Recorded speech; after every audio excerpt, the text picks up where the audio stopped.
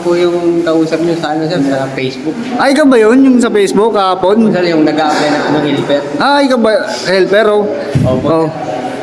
Ilang taong ka na ba sa construction? Matagal-tagal na rin po sir. Ah, matagal-tagal ka na ba sa construction? Ano po eh, si Engineer Nonong, doon po ako galing sa project na yun. Ah, okay.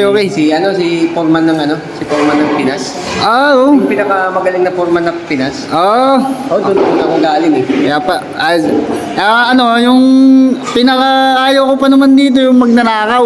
Ay, Lalong-lalo na yung tanso.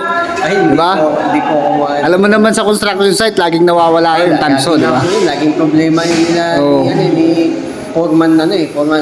Kasi siya rin nag-uuwi nun eh. Kaya Oo. problema rin niya. O ngayon, anong gamit na dala mo dyan? Ay, pinadala ko yung metro. Yun yung kailangan ko, yung metro. Masa yan, metro na yan. Simple po sir, pag binibigyan po ako ng monthly due nito, nababasa ko. Ayan, gusto kong mga helper. Ano yan?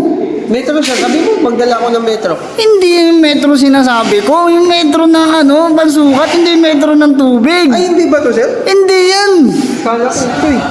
Sablay ka talaga.